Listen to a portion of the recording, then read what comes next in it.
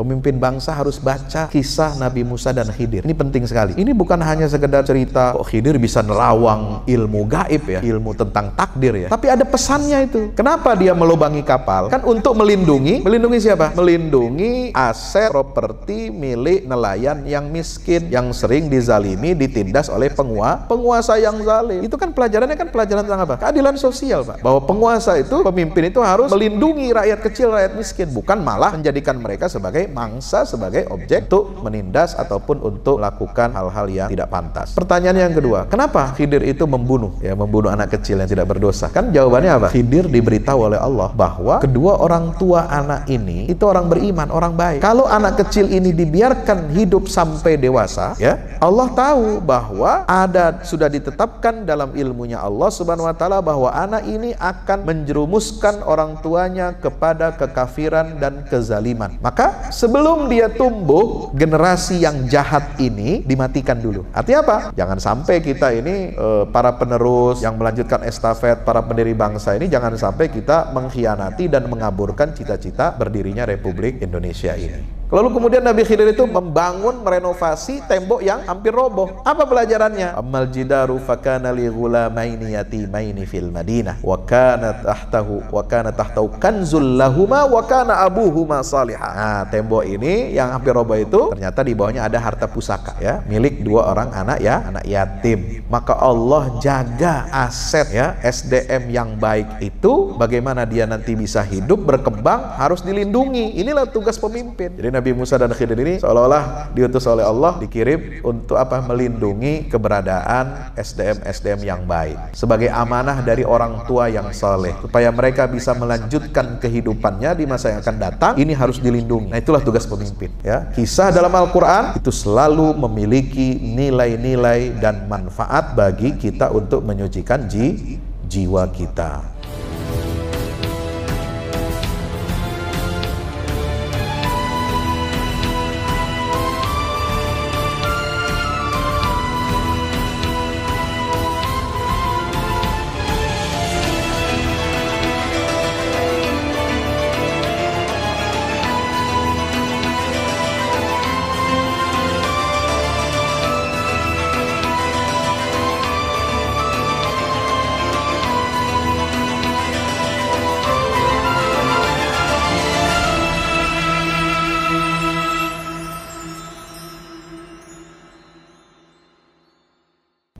Assalamualaikum warahmatullahi wabarakatuh.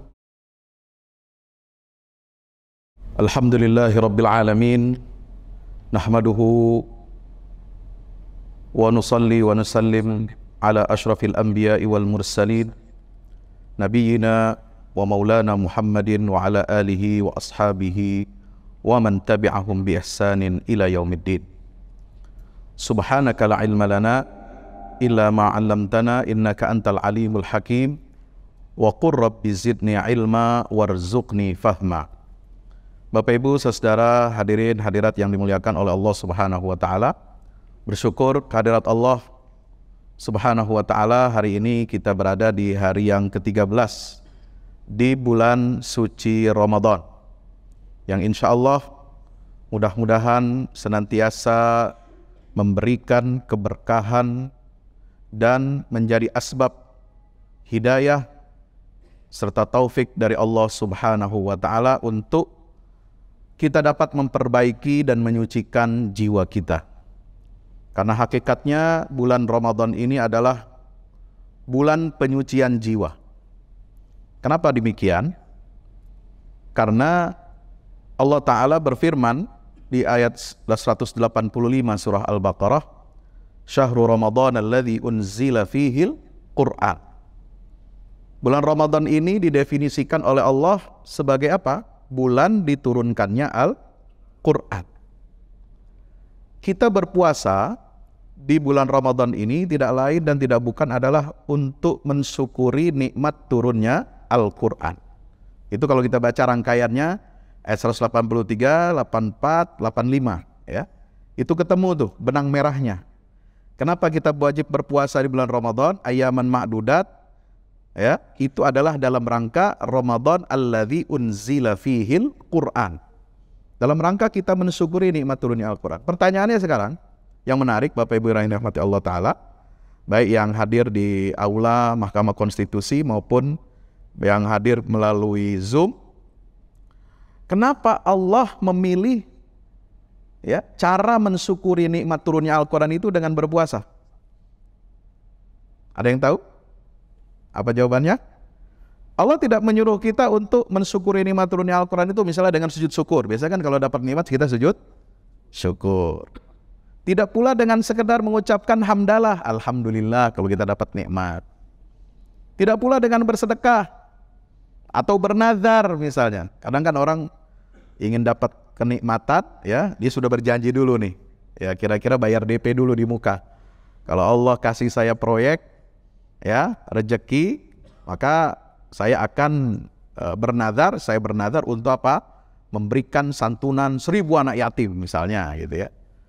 Tidak seperti itu, tapi Allah perintahkan kita untuk mensyukuri nikmat turunnya Al-Quran itu dengan cara berpuasa di bulan turunnya Al-Quran. Kenapa? Jawabannya, kata Al-Imam Said Muhammad Rashid Ridho di dalam Tafsir Al-Manar, karena Quran dan puasa ini punya satu tujuan. Jadi tujuannya itu sama. Apa tujuannya Al-Quran? Untuk diturunkan oleh Allah kepada manusia ini untuk menjadi petunjuk bagi hidup manusia dan untuk menyucikan jiwa-jiwa manusia. Puasa pun demikian. Puasa ini adalah fungsinya untuk membersihkan hati kita dari segala macam noda dan kotoran hati. Untuk menyucikan jiwa kita, maka tujuan kita berpuasa adalah untuk merayakan turunnya Al-Quran. Dengan sarana kita mensyukuri nikmat itu sama-sama memiliki tujuan yang sama, yaitu menyucikan jiwa manusia. Bapak Ibu yang dirahmati Allah, saya ingin sekedar sedikit berbagi tentang buku penyucian jiwa untuk kemajuan bangsa. Nah ini kalau boleh saya tayangkan ya.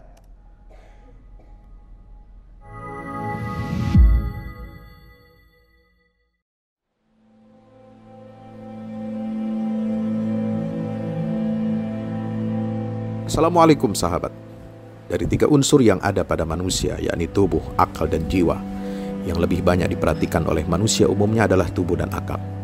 Tubuh kita isi dengan makan bergizi sebanyak 3 kali sehari.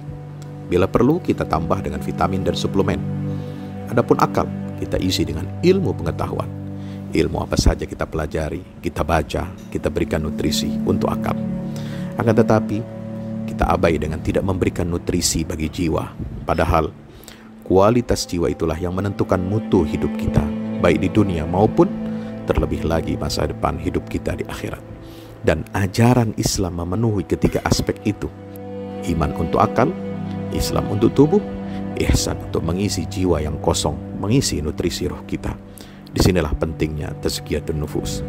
Belasan tahun lamanya Nabi Muhammad SAW mendakwahkan tazkiyatun nufus, penyucian jiwa kepada para sahabat. Sewaktu tinggal di Makkah, beliau membimbing dan membina keimanan para sahabat di rumah Arqam bin Abil Arqam. Di rumah itulah pusat pendidikan spiritual penyucian jiwa. Sayangnya, aktivitas inilah yang hilang di tengah muslimin. Kita tinggalkan salah satu kewajiban dan tujuan terbesar diturunkannya Al-Quran, yaitu tazkiyatun nufus. Dampaknya tidak main-main. Kita pun dipandang sebagai umat yang lemah, tidak berwibawa, tanpa marwah, dan tidak dianggap memiliki kekuatan menggetarkan. Buku yang berada di tangan pembaca budiman ini ditulis dalam rangka menggerakkan aktivitas tazkiyatun nufus sebagai upaya menghadirkan perubahan yang revolusioner dalam arti sesungguhnya di negara kita dan bahkan dunia Islam.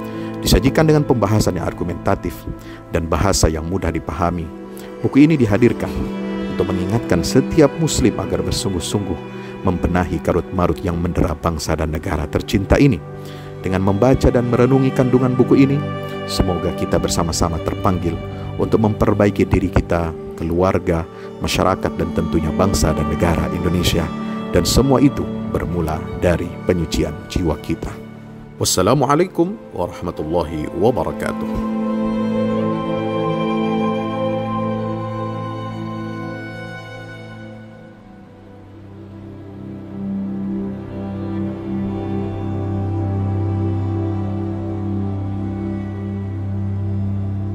tadi sekedar video saja. Jadi Bapak Ibu yang dirahmati Allah, kenapa penyucian jiwa ini penting bagi kita? Tadi sudah saya sampaikan di video itu bahwa aktivitas penyucian jiwa ini sering kita abaikan.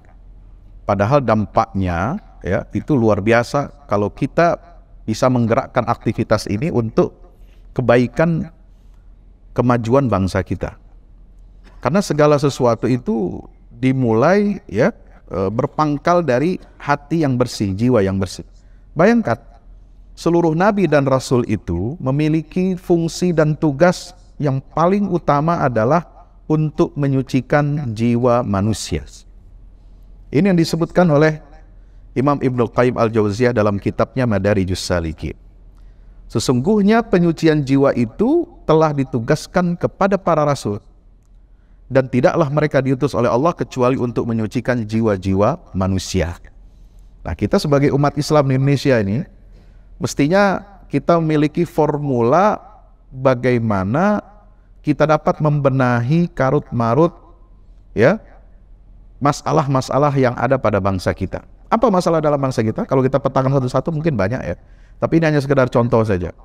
Soalan korupsi, ya, narkoba, pengkhianatan, homoseksual, ya, pembunuhan, bahkan kemarin rame-rame gonjang-ganjing berbulan-bulan, ya, selalu diberitakan tentang ya, aparat jenderal berbintang, bukan sembarangan itu.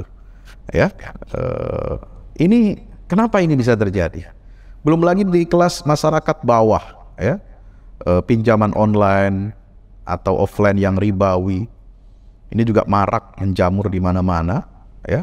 Apalagi di tengah krisis ekonomi, ekonomi kita belum bangkit, belum pulih sepenuhnya, ditambah lagi dengan gaya hidup hedonis, ya, ingin serba instan, ingin cepat gitu. Ya, apa yang terjadi? Maka kemudian terjadilah kemarin ramai juga ya diangkat kasus itu oleh Pak Menko Polhukam, kita tahu sendiri mengenai masalah pencucian uang, belum lagi adalah masalah perdagangan orang dan lain sebagainya. Dan bahkan ada sekarang paham tentang sexual consent ya, persetujuan seks. Jadi kalau suka sama suka ya bisa melakukan hubungan seksual di luar pernikahan. Ini yang terjadi pada generasi muda kita. Jadi lengkap dari atas sampai ke bawah, ini merata kerusakan itu. Nah, di mana peran agama untuk menyelesaikan berbagai macam permasalahan bangsa? Saya melihat disinilah pentingnya kita menggali dan menawarkan formula penyucian jiwa sebagaimana yang Allah Subhanahu wa Ta'ala perintahkan di dalam Al-Quran. Coba lihat Pak, di surat yang paling sering kita baca ya, selain Qul huwallahu ahad ya, kemudian Mu'awwidzatain itu ya, yang sering kita hafal itu apa? Di antaranya surah Asy-Syams, surat tentang matahari. Di situ Allah bersumpah 7 kali ya, matahari, bulan, siang, malam, langit, bumi, dan jiwa manusia. Ya, 6 itu berkait dengan fenomena alam semesta. Dan jiwa ini berkaitan dengan manusia. Sehingga kalau kita lihat komposisi sumpah ini dalam Al-Qur'an, wasyamsi wadduhaha wal qamari idza talaha wan nahari idza jallaha wal laili idza yaghshaha was samai wama banaha wal ardi wama tahaha wa nafsin wama sawaha. Ini menunjukkan apa? Allah bersumpah dengan makrokosmos dan mikrokosmos. Makrokosmos itu adalah alam besar ini, alam semesta ini, alam raya. Di antaranya yang menjadi representasi makrokosmos itu adalah ya tadi, makhluk-makhluk seperti matahari, bulan, siang, malam, langit, bumi. Dan ada satu yang Allah jadikan objek sumpah, yaitu apa? Jiwa manusia. Inilah yang menjadi apa? Representasi dari alam semesta yang kecil. Itu ada pada siapa? Jiwa manusia. Seolah-olah Allah ingin mengatakan, baik buruknya jiwa manusia ini akan menentukan baik dan buruknya alam semesta. Ya, sebab manusia ini jadi apa? Jadi khalifah di atas muka bumi ini. Dia yang mengatur, dia yang menyelenggarakan kehidupan di bumi, bahkan dampaknya bukan hanya ke bumi, Pak. Ya, ke planet lain, ya. Bagaimana nanti matahari, bagaimana bulan. Itu kalau tidak dikelola bumi ini dengan baik, maka alam semesta ini bukannya memberikan kebaikan dan kemaslahatan bagi makhluk-makhluk yang ada di muka bumi, tapi bisa jadi justru menjadi malapetaka. Kenapa? Karena ulah perbuatan manusia. Ingat nggak ayat di dalam Al-Quran surat Ar-Rum ya 41 yang mana Allah Ta'ala berfirman menisbatkan kerusakan di daratan dan di lautan itu kepada siapa? Ulah tangan manusia. Zaharal fasadu fil barri wal bahri bima kasabat aydin nas liyudhiqahum ba'dalladzi amilu la'allahum yarji'un. Ya, telah muncul kerusakan di daratan dan di lautan. Merata. Kenapa? Bima kasabat aydin nas. Karena ulah tangan manusia. Maka disinilah pentingnya kita melihat bagaimana Allah Subhanahu wa Ta'ala lalu memberikan panduan. Setelah bersumpah dengan 7 objek tersebut, Allah menegaskan apa? Qad aflaha man zakkaha wa qad khaba man dassaha. Sungguh beruntung orang-orang yang mau menyucikan jiwanya, dan sungguh sengsara atau merugi orang-orang yang mengotori jiwanya. Jadi beruntung atau tidaknya, baik atau tidaknya dunia ini, ya, masalah apa bangsa ini juga termasuk itu tergantung kepada jiwa kita selaku pelaku, selaku penyelenggara kehidupan dalam berbangsa dan bernegara. Maka itu Bapak Ibu hadirin yang dimuliakan Allah Subhanahu wa Ta'ala, kita harus ini merah. Ya, mohon maaf. Ya, kita harus betul-betul memperhatikan ya, bagaimana kita memperlakukan hati kita. Ya, jadi hati ini harus ditreatment. Jangan tubuh aja ditreatment. Tubuh kita ditreatment, kasih makan, kasih minum, ya, kasih olahraga, kasih minum suplemen, ya, apakah vitamin, ya, kemudian protein dan lain sebagainya.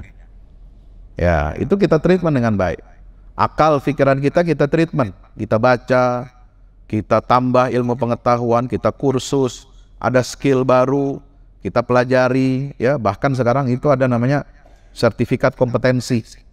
Ya, kalau kita ingin memperbaharui, mengupgrade ilmu kita, ya, kompetensi kita, wawasan kita, maka kita harus ikut pelatihan-pelatihannya. Ya. Tapi siapa yang bisa mentreatment hati ini, ya, ini tidak bisa dengan petunjuk manusia. Manusia itu nggak punya formulasinya, Pak. Ya, formula untuk memperbaiki dan menyucikan jiwa itu hanya ada pada Allah Subhanahu wa Ta'ala. Dengan apa? Petunjuk yang ada di dalam kitab suci. Kalau untuk mengeksplorasi, mengelaborasi ilmu pengetahuan tentang alam semesta, kita bisa pakai belajar dengan apa? Dengan buku-buku yang dihasilkan oleh observasi, oleh penelitian-penelitian sains. Ya, ilmu tentang makanan, tumbuh-tumbuhan dan sebagainya juga melalui hasil observasi, ya, di alam semesta. Tapi kalau hati, ya, kalau kita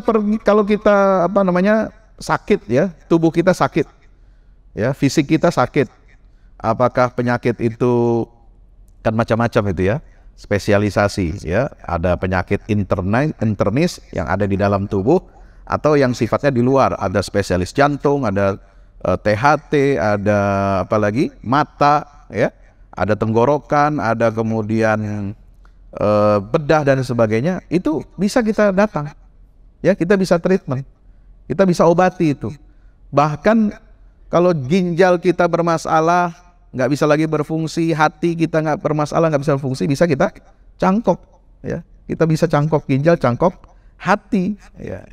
Kalau jantung kita bermasalah bisa dipasang ring, ya. Tapi kalau hati kita yang rusak, hati dalam pengertian jiwa, siapa yang bisa mentreatment ini? Ada dokter spesialis yang bisa? Nggak bisa. Ya. Ada ahli ilmu pengetahuan, sains, teknologi yang bisa memperbaiki jiwa manusia? Nggak ada. Itu hanya ada dalam wahyu yang Allah turunkan kepada Nabi kita Muhammad Sallallahu alaihi wasallam. Ya. Maka itu belajar agama, belajar tentang akhlak dan mendudukkan agama dalam kehidupan ini sangat penting dalam kehidupan manusia, dalam kehidupan berbangsa dan bernegara kita. Jadi jangan sepelekan agama. Agama ini cuma pelengkap aja lah. Ya.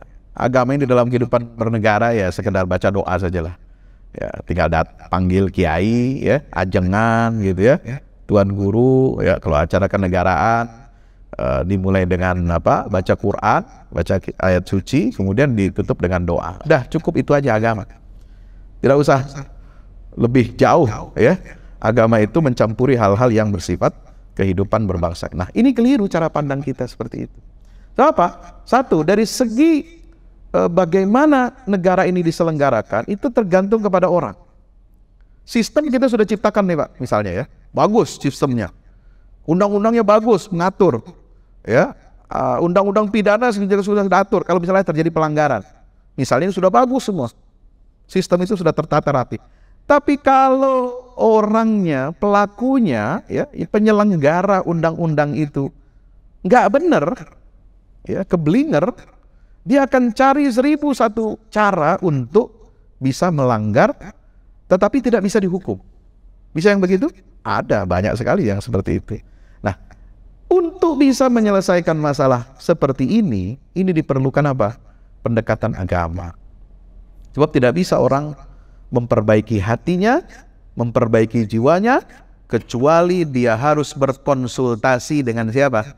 Dengan Allah yang menciptakan jiwa manusia, ya kan?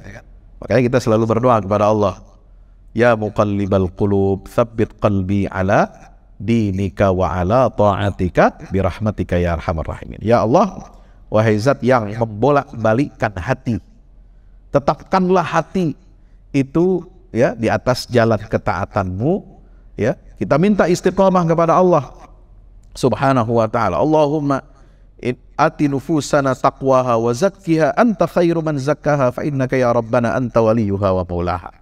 Ya Allah, berikanlah kepada jiwa kami jalan petunjuk untuk dia bertakwa. Itu. Kenapa? Karena di dalam Al-Quran dikatakan apa? Fa alhamaha fujuraha wa taqwaha. Itu ya. Allah memberikan ilham kepada jiwa itu apakah petunjuk ke arah jalan ketakwaan atau petunjuk ke arah jalan kemaksiatan atau kefujuran. Maka kita harus senantiasa menengok formulasi dari ayat-ayat Al-Quran ini, bagaimana kita dapat membersihkan dan meluruskan jiwa kita. Mulai dari masalah apa? Masalah tazkiyatun nafas, masalah bagaimana kita menerima takdir, bagaimana tentang akhlak pemimpin, ya, bagaimana kita belajar tentang apa sih kunci sukses hidup di dunia dan di akhirat? Apa saja formulanya? Nah, ini yang perlu kita gali. Ya, maka saya buat buku itu, tulisan ini adalah untuk memperkenalkan ini loh solusi agama. Ya, untuk kehidupan kita dalam kehidupan berbangsa dan bernegara. Ya, termasuk menyikapi takdir, menyikapi fitnah. Pentingnya beriman kepada hari akhirat dalam rangka penyucian jiwa. Nah, ini penting, iman kepada hari akhirat, ya. Makanya di dalam Al-Quran itu selalu disebutkan beriringan. Man amana billahi wal yaumil akhir. Siapa orang yang beriman kepada Allah dan hari akhirat. Kadang ada juga orang percaya kepada Tuhan tapi tidak percaya kepada hari akhirat. Ini harus hati-hati kita. Ya, percaya kepada Allah, dia sholat, ya, zakat, umroh berkali-kali, tapi dia nggak. Ya, dia percaya akhirat hanya sekedar dihafal rukun iman, ya. Kalau dia benar-benar percaya beriman pada hari akhirat, konsep hari akhirat itu apa sih? Pembalasan atas amal perbuatan kita di dunia. Kalau kita berbuat baik di dunia, Allah akan balas dengan kebaikan di akhirat. Kalau kita berbuat jahat di dunia, maka Allah akan balas dengan kejahatan, ya, yang serupa sebagai bentuk keadilan dari Allah Subhanahu wa ta'ala. Ya, kalau orang yang beriman dan beriman kepada Allah dan hari akhirat, dia akan apa? Hidupnya ini bertanggung jawab. Ya, tidak akan mau dia untuk disogok, disuap, ya. tidak akan mau dia diajak untuk berkolaborasi, mengerjakan kebatilan, kemungkaran. Tidak akan mau dia untuk bertindak sewenang-wenang, berbuat zalim, berbuat curang, berbuat khianat, terutama khianat kepada negaranya. Ya, orang yang beriman pada Allah dan hari akhir ini penting dalam kehidupan kita. Jadi agama itu punya mekanisme kendali ya bagi setiap jiwa-jiwa manusia yang beriman ini, agar dia dia bisa berbuat baik, berbuat benar, berbuat yang indah. Ada 3 ya, baik, benar, dan indah. Itu ya.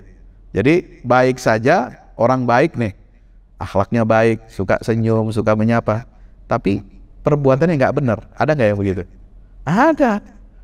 Ya, baik dia kepada tetangga, tapi dia suka bermaksiat, dugem, ya, minum minuman keras, berzina. Tapi tetangga bagus, sama orang tua bagus. Ini kira-kira benar nggak yang begini? Nggak bisa. Kita harus memenuhi kriteria baik dan benar. Selain itu indah. Ya, indah juga menjadi ajaran Islam. Makanya di dalam Al-Quran disebutkan apa? Ada 3 hal. Ya, ada 4 hal yang harus dilakukan oleh seorang hamba Allah ini dengan keindahan. Satu apa? Sabar. Sabar itu harus dilakukan dengan keindahan. Maka dalam Al-Quran apa? Ada 2 ayat. Fasobrun jamil. Ayat 13 dan ayat 83 surat Yusuf. Jadi sebaik-baik, seindah-indahnya kesabaran itu adalah sabarnya Nabi Yakub. Yang kedua ada as-safhul jamil. Fasfahis safhal jamil. Memaafkan orang. Itu. Jadi punya sikap pemaaf, dan memaafkan itu harus dilakukan dengan cara yang indah. Ya, kadang-kadang memaafkan tapi hati masih dongkol. Ya, memaafkan hanya di lisan, tapi belum sampai ke dalam hati, masih kesel, masih dongkol, masih nyimpan dendam. Cuma di depan aja dia bilang, ya saya maafkan. Seperti nanti nih, kalau Lebaran Idul Fitri, ya minta maaf lahir batin, tapi cuma sekedar apa? Tradisi aja, cuma sekedar ucapan aja, tapi tidak menjadi sebuah sikap yang lahir dari hati kita. Itu. Yang kedua adalah ketika Al-Quran mengatakan ya urusan perceraian, sarahan jamila. Ya, kalau kamu menceraikan istrimu, maka ceraikanlah mereka dengan cara yang indah. Ya, ini cara yang indah. Ini luar biasa Allah.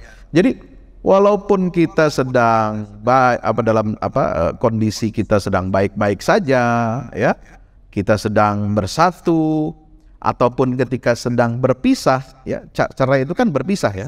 Suami istri pisah nih. Ya, dua-duanya memutuskan saya mau cerai, saya tidak mau lagi hidup dengan kamu. Tapi itu harus dilakukan dengan cara bagaimana? Dengan cara yang indah. Subhanallah. Ini ajaran Quran. Baik, benar, dan indah. Bapak Ibu hadirin yang dimuliakan Allah Subhanahu wa taala. Berikutnya bagaimana agama ini ya itu memberikan pelajaran tentang karakter, bagaimana kita memperbaiki karakter sebuah bangsa. Ya. Seperti apa di dalam Al-Quran itu dikisahkan tentang perilaku Bani Israel. Ya, perilaku Bani Israel itu banyak sekali diungkapkan oleh Al-Quran, Pak. Jadi di antara kisah para nabi dan rasul itu yang paling banyak ya di dalam Al-Quran itu adalah kisah Nabi Musa dengan Bani Israel. Selain kisah Nabi Musa dengan siapa? Dengan Fir'aun. Ya, mungkin kisah Musa dengan Fir'aun juga cukup banyak, tapi yang lebih banyak adalah kisahnya Nabi Musa dengan Bani Israel itu sendiri. Ya, dulu mereka diperbudak, ya, ditindas oleh Fir'aun. Setelah Allah selamatkan ya mereka dari penindasannya Fir'aun, malah Bani Israel ini berbuat lacur, berbuat zalim kepada diri mereka sendiri, gitu ya. Sehingga apa? Mereka ini diberikan cap label oleh Allah Subhanahu wa taala sebagai apa? Al-maghdu alaihim. Mereka adalah orang-orang yang dimurkai oleh Allah Subhanahu wa taala. Bapak Ibu yang dirahmati Allah Subhanahu wa taala, maka itu ini yang harus kita betul-betul waspada ya. Waspada kita, jangan sampai kita ini umat Islam mengikuti jalannya Bani Israel. Ya, sebab kalau kita mengikuti jalannya Bani Israel ini bahaya. Ya, kita mengulang kesalahan mereka. Mereka ini adalah kelompok bangsa yang pernah dulu dipilih oleh Allah ya untuk menjadi apa? Pemimpin umat manusia, karena banyak nabi dan rasul diutus oleh Allah di tengah mereka. Tapi kemudian mereka gagal. Ya. Gagal dan berkhianat terhadap risalah yang telah diberikan oleh Allah Subhanahu wa taala. Maka itulah kisah Bani Israil ini banyak sekali diungkapkan dalam Al-Qur'an, sampai kalaupun kita nggak baca, ini kan kita kan malas baca Quran Pak ya. Coba di sini yang sudah berapa? Sudah hatam Quran? Ada? 10 hari pertama sudah hatam Quran. Masya Allah nih, luar biasa nih teman kita ya, sahabat kita. Ada lagi yang lain? Sudah juz keberapa? Ini hari ke-13 ya, juz 13. Kalaupun saudara jarang membaca Quran atau tidak baca tentang ayat Bani Israil, setiap hari ketika kita sholat itu sebenarnya kita sudah baca. Ketika baca surat Al-Fatihah, ihdinas siratal mustaqim siratal ladzina an'amta alaihim ghairil maghdubi alaihim waladdallin. Kita minta pada Allah setiap rakaat di surat Al-Fatihah itu. Surat Al-Fatihah ini wajib ya, wajib dibaca. Kalau nggak dibaca, nggak sah sholat kita. Apakah sholat fardu atau sholat sunnah? Itu hukumnya wajib tuh, fardu. Ya. Doanya kan minta kepada Allah apa? Minta ditunjukkan jalan yang lurus. Siapa? Yang mana jalan lurus itu? Jalan yang diberikan nikmat oleh Allah, orang-orang diberikan nikmat oleh Allah Subhanahu wa taala, dan bukan jalan orang yang dimurkai oleh Allah dan yang tersesat dari jalan yang lurus. Nah, itu sudah menjadi simbol representasi bahwa kita di dalam sholat saja, hubungan kita personal dengan Allah Subhanahu wa taala itu sudah ada rambu-rambu wawasan tentang sejarah. Bagaimana kita harus mewaspadai dan tidak boleh mengikuti jejak-jejak bangsa-bangsa yang keliru, yang berbuat zalim, yang kemudian dimurkai oleh Allah Subhanahu wa taala. Ya. Ini kan tazkiyatun nafas, Pak. Ya, ketika kita baca surah Al-Fatihah itu tentang wawasan sejarah, ya, satu ayat saja itu sudah menunjukkan apa? Penyucian jiwa. Ya, supaya kamu umat Islam ini harus bersih jiwanya. Jangan seperti Bani Israel, ya.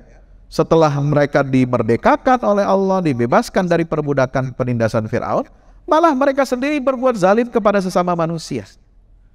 Ya. Mereka sendiri melakukan apa? Penghambaan kepada manusia, memperbudak manusia, merampas hak-hak manusia, bahkan sampai sekarang. Contohnya sekarang kan, itu soal bagaimana Israel ini merampas tanah-tanah Palestina, membuat rakyat Palestina itu mengungsi dari tahun 48. Jadi wajarlah kalau sekarang ya umat Islam Indonesia menolak ya timnasnya untuk tampil di Piala Dunia usia 20 tahun. Kenapa? Karena ini negara zalim. Ya, ditolak di mana-mana, ya. Bukan berarti kita harus membela Palestina itu kita harus menjadi seorang muslim. Ya, kita sebagai warga negara Indonesia yang taat patuh kepada konstitusi, jelas di dalam mukadimah konstitusi kita mengatakan bahwa penjajahan ya itu tidak sesuai dengan pri kemanusiaan dan pri keadilan, dan oleh sebab itu harus dihapuskan. Ya, Bapak Ibu yang dirahmati Allah Subhanahu wa taala. Ini pelajaran tazkiyatun nufus. Belum lagi ketika banyak sekali dalam Al-Quran kisah-kisah nabi-nabi terdahulu itu adalah pelajaran untuk kita penyucian jiwa. Ya, termasuk surat Al-Kahfi, kisah tentang Nabi Musa dan Khidir. Nah, ini penyucian jiwa nih Pak, terutama untuk apa? Para penyelenggara negara, para pemimpin bangsa harus baca kisah Nabi Musa dan Khidir. Ini penting sekali. Kenapa? Ini bukan hanya sekedar cerita, kok Khidir bisa nerawang ilmu gaib ya, ilmu tentang takdir ya.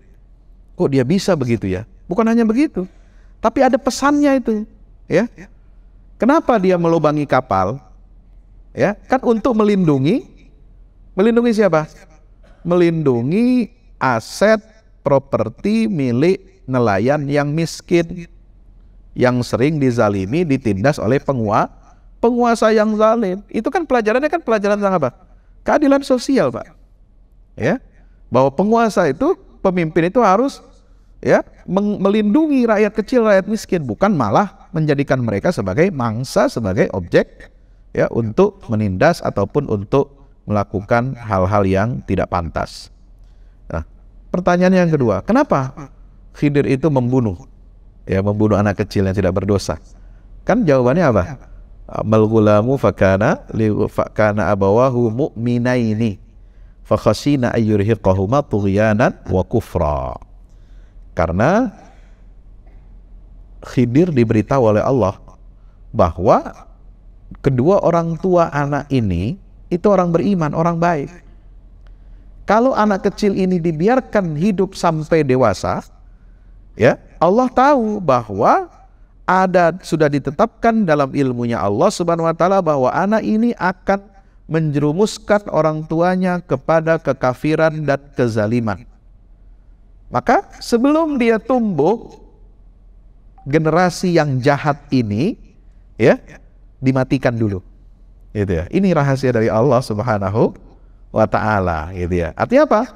Jangan sampai kita ini para penerus ya pemuda yang melanjutkan estafet generasi para pendiri bangsa ini, jangan sampai kita mengkhianati dan mengaburkan cita-cita berdirinya Republik Indonesia ini ya.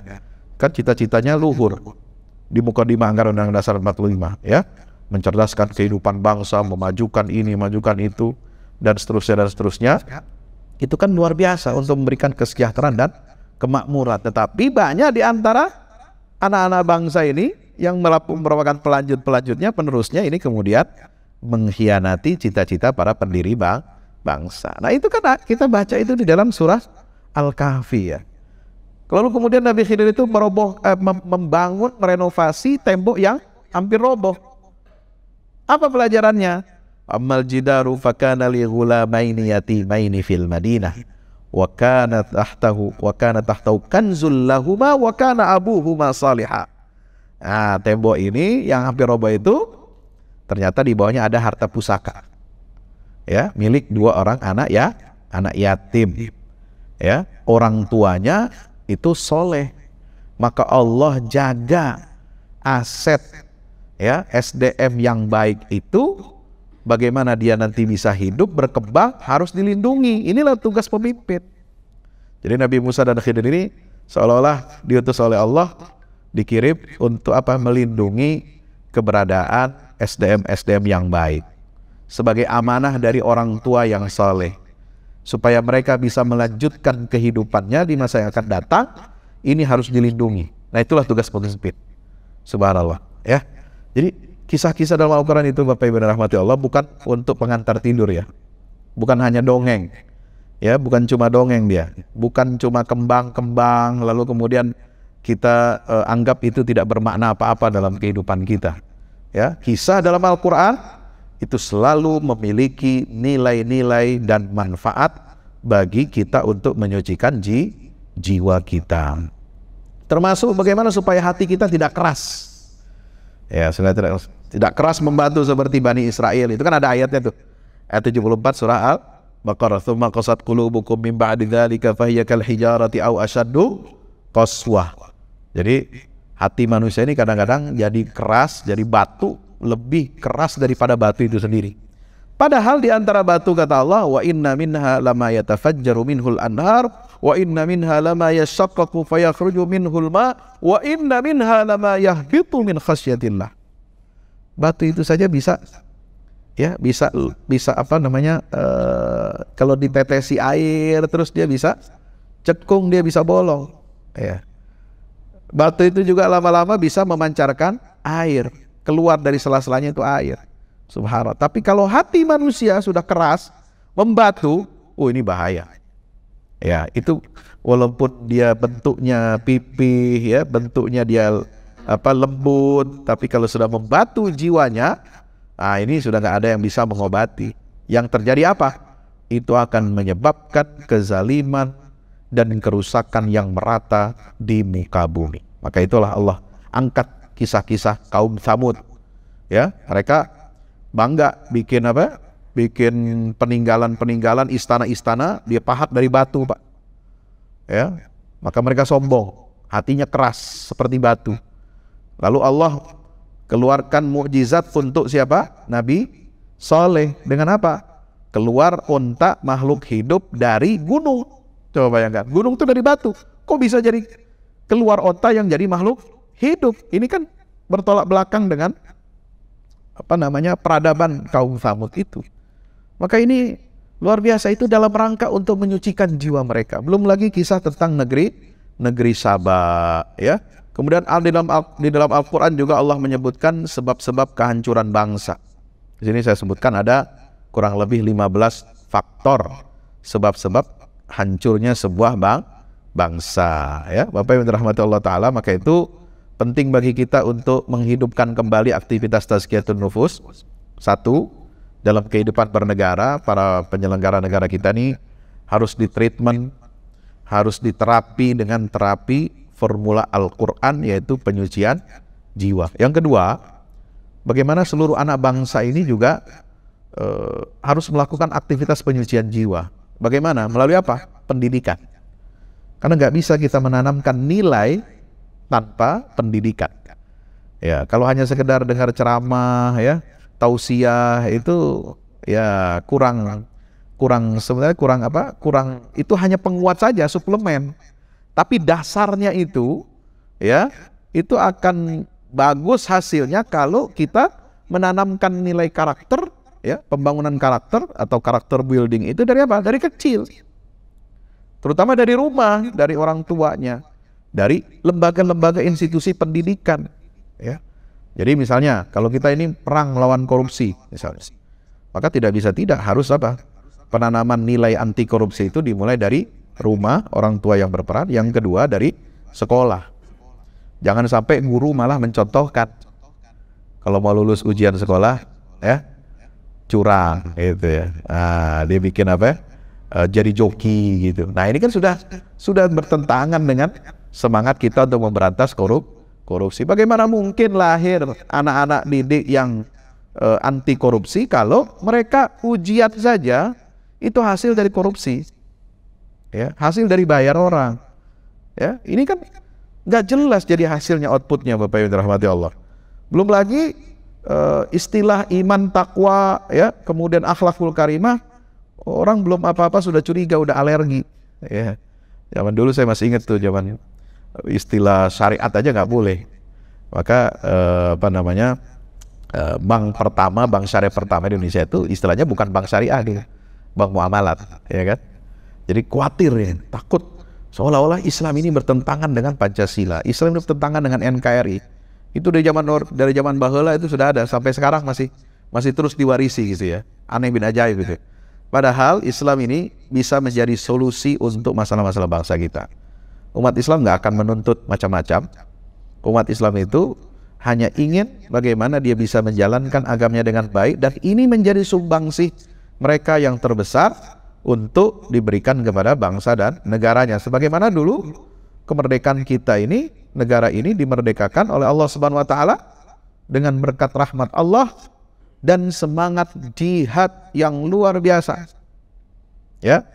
Para ulama memberikan fatwa resolusi jihad. Dari Nahdlatul Ulama, dari Muhammadiyah mengeluarkan maklumat komando jihad bulan Mei tahun 1946. Jadi ini nilai-nilai agama semua melandasi berdirinya bangunan republik yang kita cintai ini. Demikian Bapak Ibu rahmati Allah, sebagai pemantik, ya, barangkali masih ada waktu. Tadi saya dibisiki 5-10 menit. Kalau ada yang ingin bertanya atau apa saja, silahkan. Saya ada yang bertanya. Dan kami jelaskan sedikit layak kejadian yang terkabul lebih besar tanpa soal listrik. Ini yang ada. Itu banyak dari Allah. and yelling at him going mal. So sulit. Kalau hipsit itu sulit juga dengan tapi kita dialog atau and Iya. minta berapa? Iya.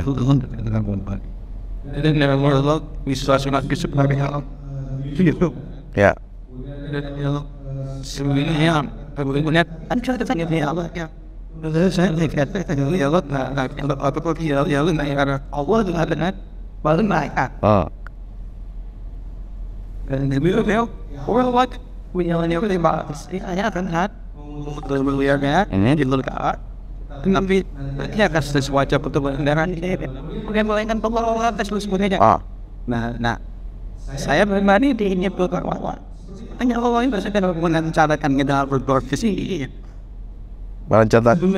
karena ya kalau mereka rencanakan manusia kita tahu Ya. mesti semua nanti ada apa itu semuanya kan kalau sudah tahu bahwa kalau ada jangan yang ada tanya bahwa kalau nanti ingat kita akan pasti saya ingat West Coast satu anak kedua pak ini saya ada di benar ala frasa anak dalam kuasa itu kan ada kuasa ya kenapa namanya kan yang terlihat Allah my nah itu apa begitu nih udah dengar ya baik misalkan naik haji sulit banyak apa mereka tuh kan ibu perlu bangun pasti sedang sakit tetapi kalau service just ya Baik, terima kasih.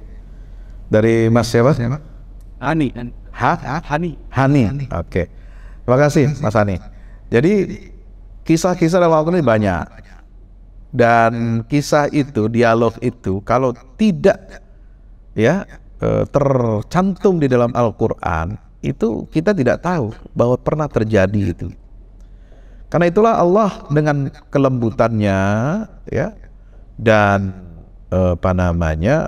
kebijaksanaannya itu mengungkap dialog-dialog itu kepada kita untuk membuka wawasan kita, menambah keimanan kita dan menyucikan jiwa kita. Kenapa ada dialog penduduk ahli surga, penduduk surga ada dialognya disebutkan. Ada dialog penduduk neraka, ada dialog penduduk neraka dengan penduduk surga, ya. Bukan dialog yang dikarang-karang ya. Kadang-kadang kalau ada mubalik kan suka ngarang-ngarang dialog tuh, ya kan? Penduduk surga bikinin kita dong jembatan buat kita main gitu kan? Jadi penduduk neraka bisa main masuk ke tamasya ke surga. Iya, kita bangun. Kok nggak jadi-jadi, nggak jadi-jadi jembatannya? Iya, ini yang pemegang kontraktor bikin jembatannya semua ada di sono di neraka gitu kan. Nah, itu kan dialog-dialog bukan yang benar, bukan dialog seperti yang dalam Al-Quran. Itu hanya rekayasa, karangan-karangan untuk bikin kita lucu saja. Nah, dialog seperti tadi antara Allah dengan malaikat. Kalau saya memahami dan mencermati kisah tentang Nabi Adam ini ketika awal kejadiannya sampai kemudian turun ke bumi, memang Allah itu memang sudah merencanakan bahwa inni ja'ilun fil ardi khalifah. Aku akan menjadikan di bumi ini ada seorang manusia yang menjadi khalifah. Kemudian Allah juga mengajarkan apa? Adam itu asma, wa 'allama Adamal asma. Allah siapkan Adam ini dengan ilmu pengetahuan. Apakah cukup sebagai persiapan Adam menjadi khalifah di muka bumi hanya cukup diajarkan ilmu tentang nama-nama? Kalau menurut saya tidak cukup.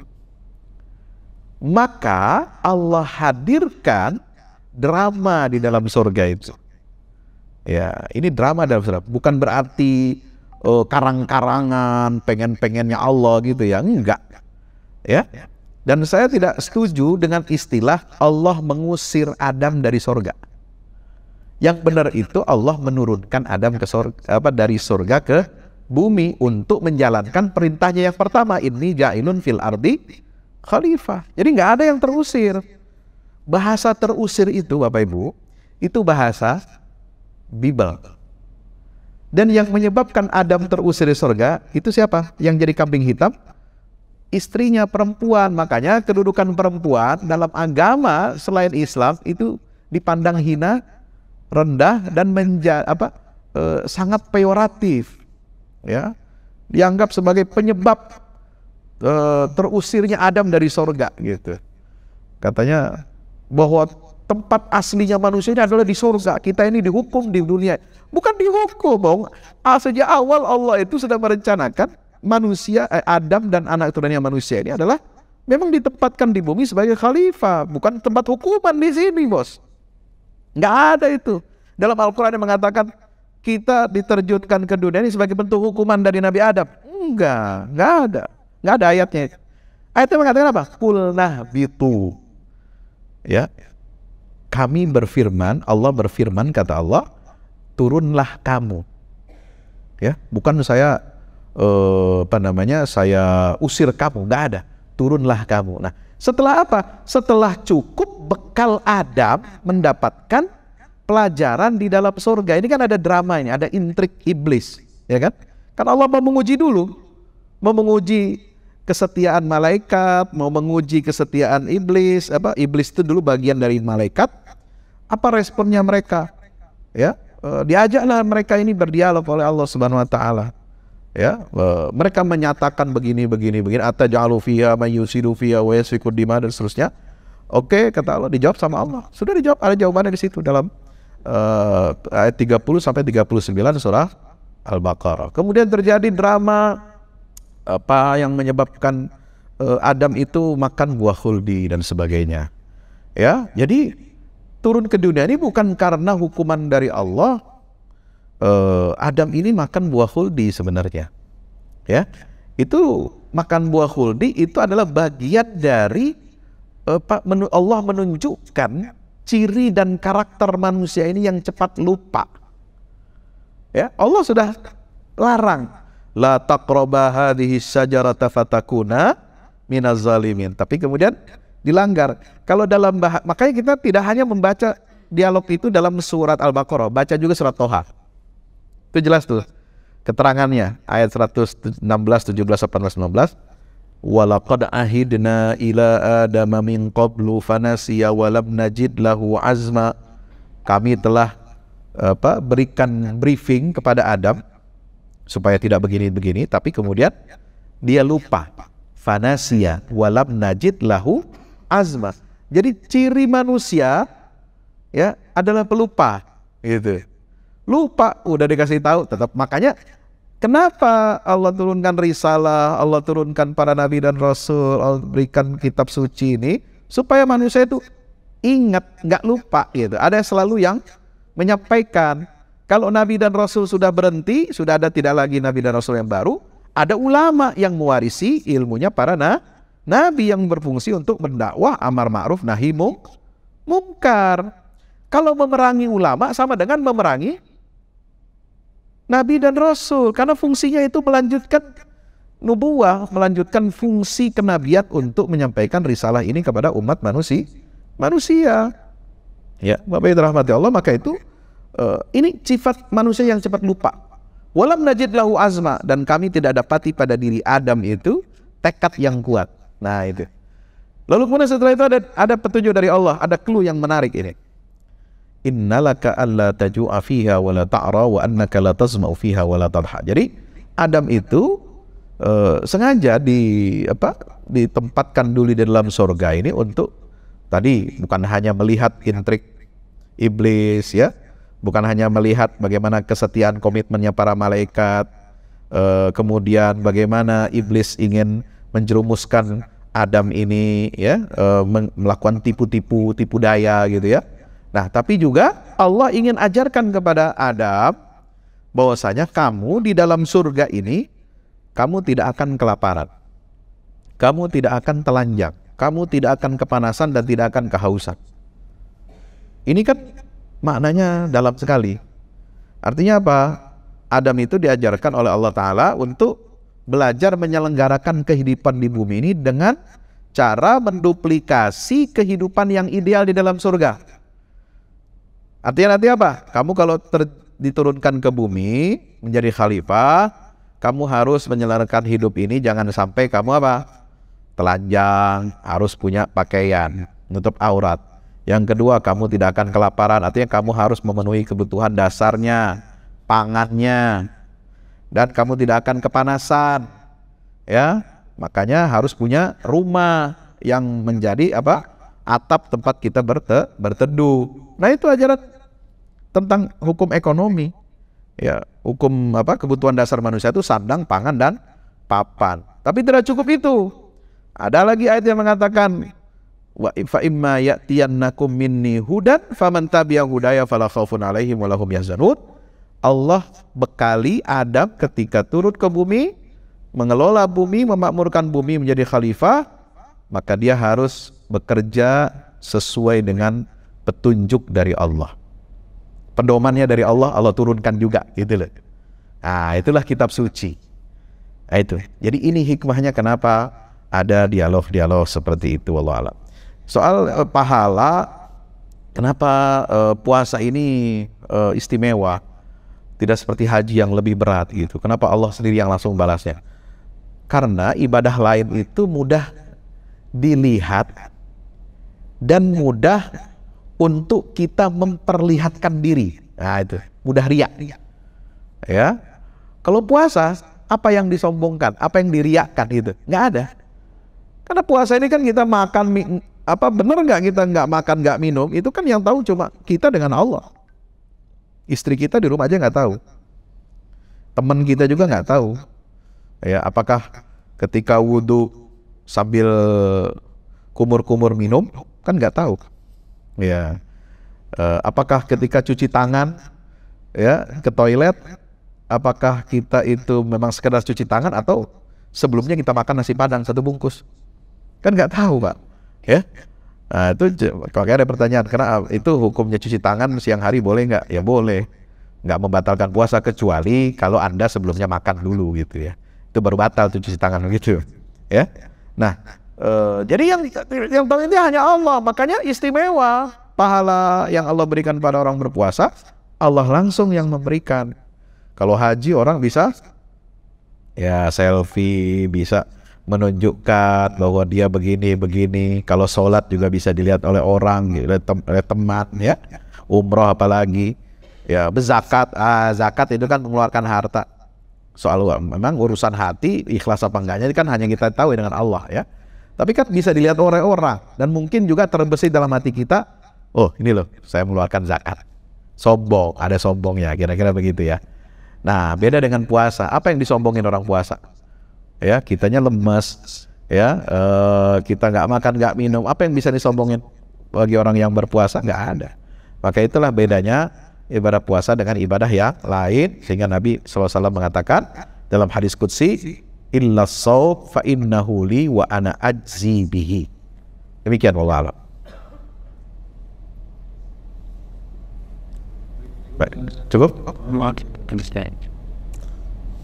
Baik, terima kasih pada Bapak Ibu yang hadir di aula Mahkamah Konstitusi, dan juga teman-teman semua yang hadir di Zoom. Mari kita tutup kajian kita siang hari ini dengan kita beristighfar. Mudah-mudahan Allah Ta'ala mengampuni semua dosa-dosa kita, kesalahan-kesalahan kita yang kecil maupun yang besar, yang sengaja maupun tidak sengaja, yang kita lakukan selama 13 hari ini kita berpuasa. Dan kita mohon ampun kepada Allah Subhanahu wa Ta'ala atas kekeliruan kita yang bisa kita lakukan pada malam hari dan juga siang hari di bulan suci Ramadan.